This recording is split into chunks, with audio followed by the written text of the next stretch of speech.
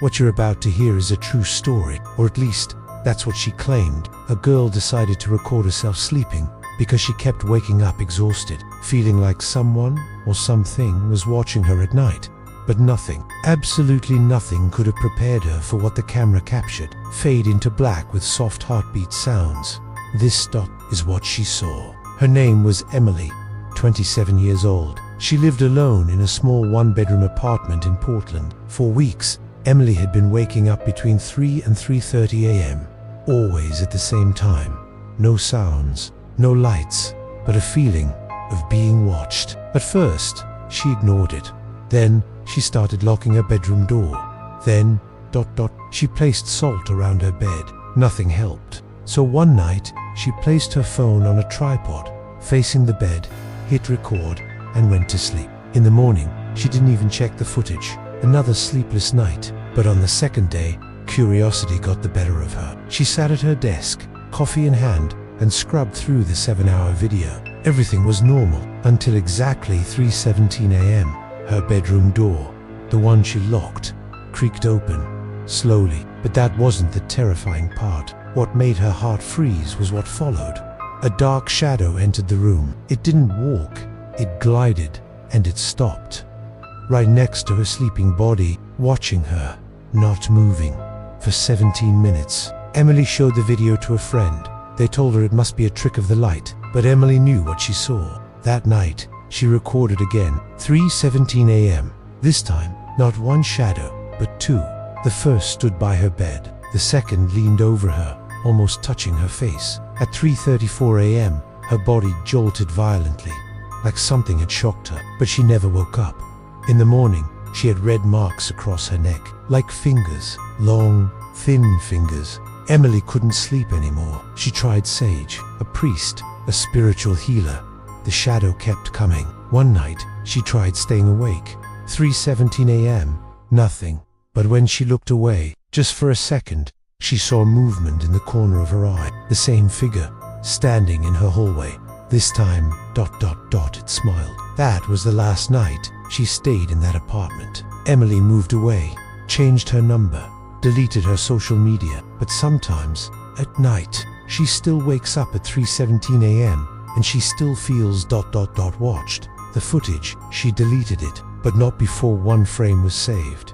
Just one, a single screenshot of the shadow with glowing eyes, watching, waiting.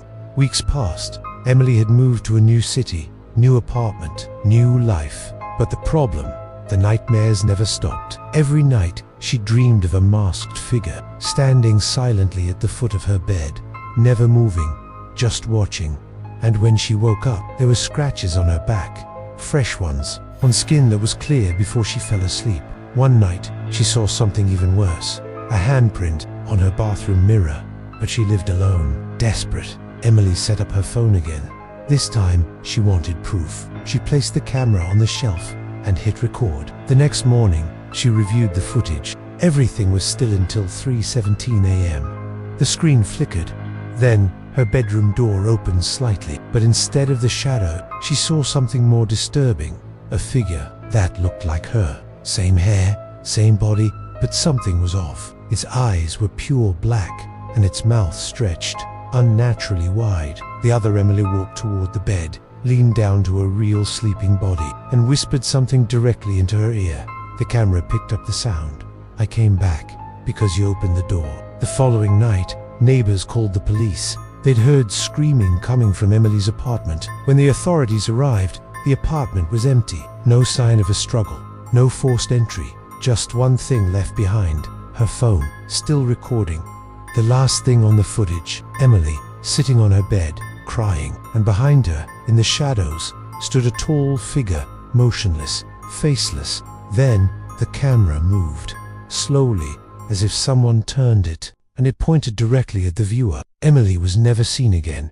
Her family began receiving phone calls, always at 3:17 a.m., always silent, except for a whisper, record, and the video she left behind. It's still online. But every person who's watched it to the end claims they now wake up at 3:17 a.m. to find someone standing in the corner of their room, not moving, not speaking, just watching. Will you watch the video to the end? Or worse, will you record yourself sleeping? The video Emily left behind began to spread. People uploaded it to forums, horror pages, even YouTube. Most viewers laughed it off, thought it was a creepy hoax. But the ones who watched it all the way through started reporting strange things, very specific things. They woke up at 3:17 a.m. They smelled burning wood. They heard whispering coming from inside their room. And then something terrifying happened. One viewer, a college student named Josh, posted a comment. "I saw the thing from the video in my mirror at 3:17. He never posted again." A week later, a news report surfaced. A young man was found in his dorm room, eyes wide open, no signs of struggle, but a single word was scratched into the wall behind him. Record. Emily's story began to feel like a virus, an idea that infected minds. That grew stronger every time someone heard it. Then came the phone calls. Late at night, viewers started getting anonymous calls. Static. Then a breath. Then the same whisper. "You saw it. Now it sees you." Some people deleted the video, smashed their phones, stopped sleeping altogether, but it didn't help. One woman, terrified, tried burning a printout of Emily's photo. As the flames consumed the paper, her camera left running by accident, caught a voice in the background whispering, "Fire won't save you. She's already inside." Another pattern started emerging. Viewers began seeing themselves in reflections, but with something off. A twisted grin, eyes too dark. Sometimes the reflection moved when they didn't. One man reportedly covered every mirror in his house, but his phone still turned on at 3:17 a.m., recording without him touching it. And in the final clip from his device, he's sitting in bed, and behind him, in the pitch black, a woman with long black hair and a bleeding mouth. Some believe Emily never really disappeared, that she became part of the curse. Others think her spirit was copied, fragmented, used by the entity to travel through screens, reflections, and memory. And now, you've heard her story, you've read the words. That's enough, because the moment you know about her, she knows about you. If you wake up tonight at 3:17 a.m., don't open your eyes, don't check the door, and above all, do not record, because this time she might whisper your name. Months passed, but the video never stopped spreading. People online warned others, don't watch it till the end, never record yourself sleeping. But curiosity is stronger than fear. One night, a young man named Rashid, a horror fan from Saudi Arabia, decided to test it for himself. He said, "It's just a story. I don't scare that SLE." He set up his phone, pressed record, and went to sleep. The next day, Rashid was silent. No posts, no replies. His friends got worried. Eventually, his phone was found, still recording. The final video leaked, and people said it was the most terrifying footage they had ever seen. At 3:17 a.m., Rashid is fast asleep. Suddenly, the bedroom door creaks open. But what entered the room wasn't a shadow, wasn't some ghostly figure. It was Rashid himself.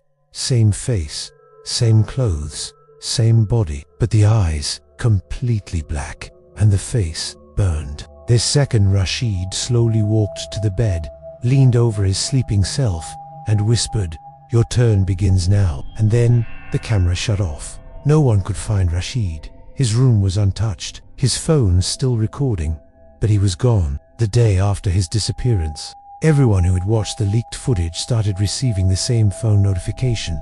3:17 a.m. recording started. They didn't touch anything. Their phones just started on their own. And when they checked the footage, they saw it was filmed in their own room.